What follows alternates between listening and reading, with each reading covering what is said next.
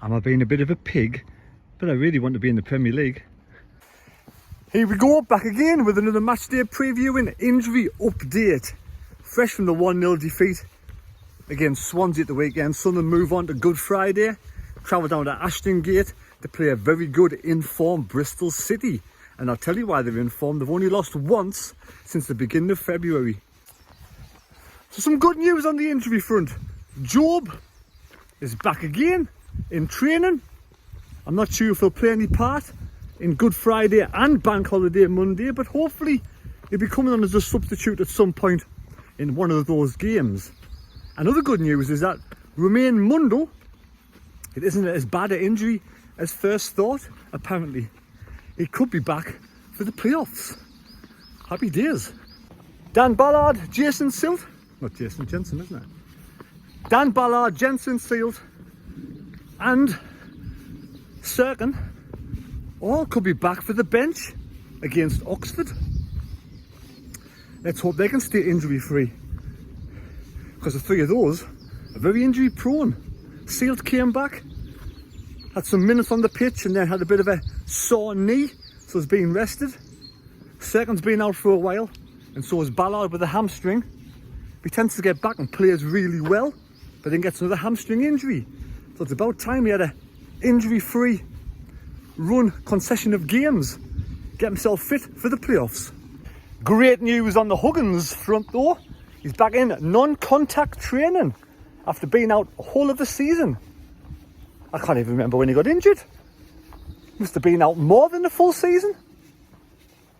But yeah, nasty injury. And hopefully he'll be back and we might see him. But I would have thought probably pre-season. We don't want to rush him back. Get him back to a bit of training, get him back to a good full pre-season, and we'll see Niall Huggins, who was playing well before that nasty, unfortunate injury. Is it Jan Paveda? I think that's his name. I'm forgetting what he's called. Never really seen him that much. Injury prone, made of glass. Well, apparently he could be back for the playoffs, but I don't think we need him. And in my opinion, we should just cancel his contract. Is that a bit harsh? I don't think we'll see him at all this season. And I think at some point during after the end of the season, in the summer holidays, I think he'd be released. If that's, if that's possible, I don't know, to do with contracts and such. But he seems to be a bit pointless at the moment. I wish him all the best in the future. Hope he can stay injury free when he goes somewhere else. But at the moment, we've seen about 5 minutes, haven't we?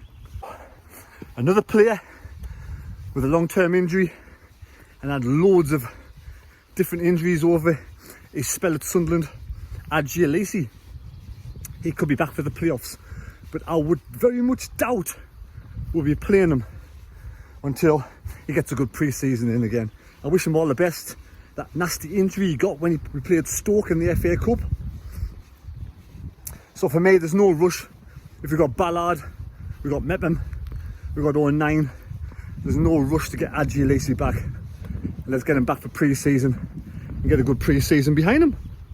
We did see a bit of Samid at the weekend. And Abdullah, the other young lad we brought in, God knows where he came from. You kind of forget he even exists at times, doesn't he? He came back for the under-23s, had a couple of spells here and there, but got injured again.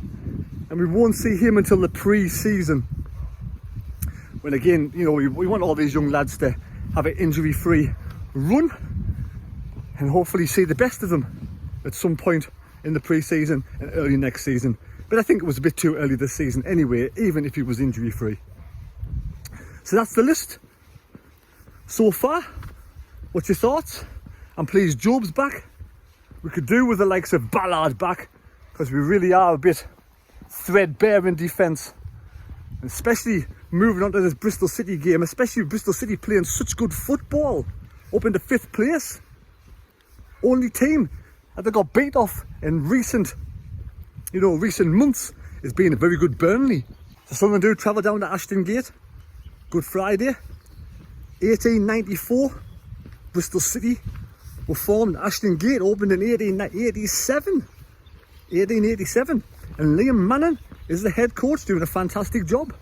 So recent form over the last 6 games, Sunderland are down in 13th position. 1-2, drawn 2, lost 2. 8 points. And Bristol City up in 6th place, I think. Won 3, drawn 2 and lost 1. And like I said, they've only lost once since the beginning of February. Bristol City did draw last game against QPR.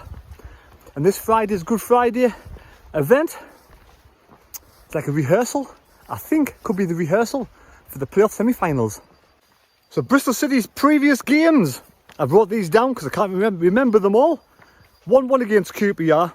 They beat West Bromwich Albion, Tony Mowbray's West Brom, 2-1 at home. They beat Watford 2-1 at home. They got beat off Burnley only 1-0. They beat Norwich 2-1. Like the 2-1 specialists, aren't they? They draw against Sheffield United. That's a good result as well, another good performance.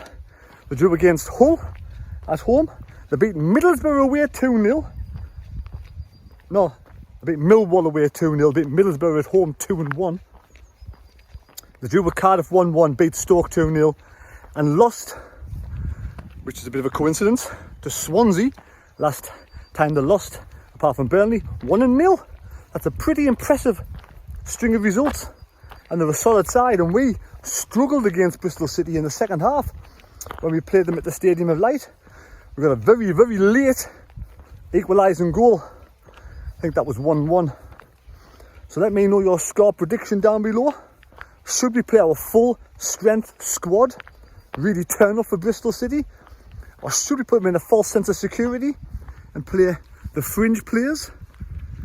You know, I don't think the next 4 games would really, if our mindsets on the playoffs, how the results go, so long as we don't get stuffed, absolutely stuffed, I don't think the results are really playing to the players' heads. I think that for me, they're already resigned to the playoffs, already only putting 75% in, whether that's good or bad. For those fans travelling all the way down to Ashton Gate, it's not good, is it? Because they want to see a good performance from the lads. So I'm hoping, personally, we put our full strength squad out, we give it a good go, and we perform, turn up, and hopefully beat Bristol City. I'm going to go for 2-1 Sunderland win. And then after that, they can relax, chill out, and get themselves ready for the playoffs. That's just my opinion. Let me know your score predictions down below, and what your thoughts on the injury news. Some good news there from some players. Right, take care. God bless me. God go with you. We'll see you on Friday. Bristol City versus Sunderland. Good Friday. Hope it is a good Friday. See you later, folks.